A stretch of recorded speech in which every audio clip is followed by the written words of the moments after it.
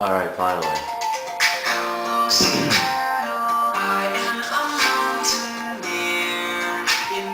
Good evening, Seattle. My name is Austin Doe, and this is Channel 9 News. And today is the start of National History Month. Some facts I'll be talking to you about will be Chief Seattle, the founding father of Seattle. He was born in 1790 near the Puget Sound area, and he rather chose peace with the white settlers instead of violence. He eventually became a Christian and practiced that faith until his death.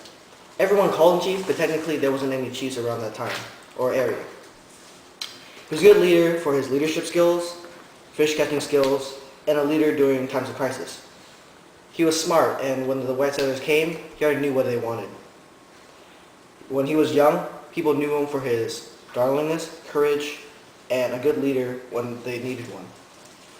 He continued his friendliness with the Europeans his father began, and was always intrigued by the Europeans' culture, and eventually became a good friend with Doc Maynard, who was an alcoholic, but a great friend, and translated the native language into English for the settlers to understand. The chief and his tribe also protected the sailors from other invasions of the other Indian tribes, and eventually the city got named after Chief Seattle. Now to Marcus for the weather. It's cold out here! Thank you, Marcus, for the weather. Our weatherman, Marcus Tuggle, will go in a time machine and go back in time to the Yukon Gold Rush area and talk to a real live gold digger. I mean gold miner. Alright, this is Marcus Tuggle right here. We at the time machine, with our ghetto time machine we made out of a bathroom. So I'm about to go in, alright? Wish me luck,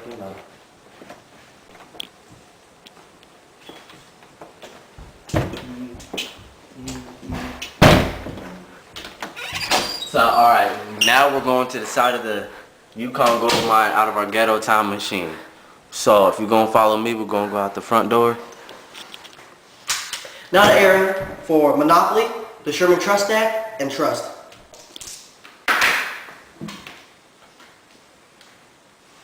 Thanks, Austin.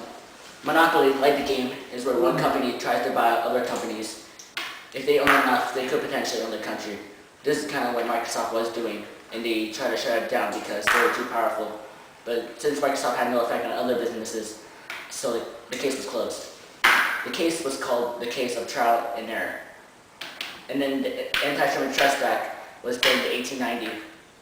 During this time, if anyone intended to monopolize and working with any other companies, they would be guilty of felony and charged with a fine of $10 million. John D. Rockefeller made the Standard Oil Trust of 1882, controlling all oil companies, and every stockholder got 20 certificate of the Standard Oil stock. The most successful Anti-Sherman Trust Act was during the 20th century with the breakup between the American Telephone and AT&T Telegraph monopoly. This was agreed on in 1982 and was put into effect on January 1st, 1984. So I'm just going to continue my game, and yeah.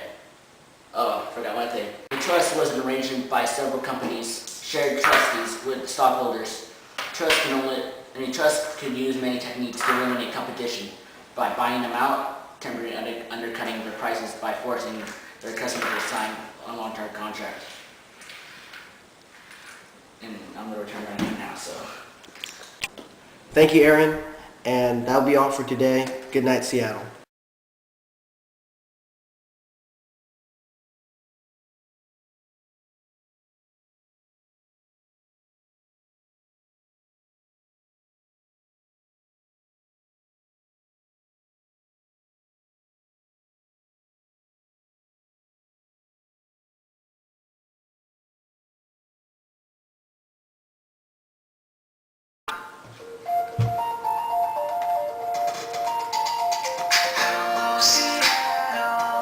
Oh wait, hold on, I gotta pee first.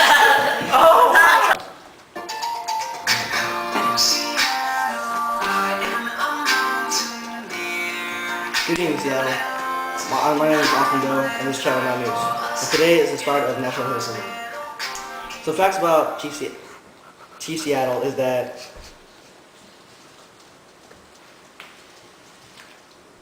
let's pause this for a second, because you're laughing at everything. Thank you, Marcus, for the weather. Now to Thanks, Steven. Breaking news. This just in. The Everett Massacre. Now live from the scene, Everett Cabral. Sing it. Just a small town girl living in a lonely world. She took a midnight train going in.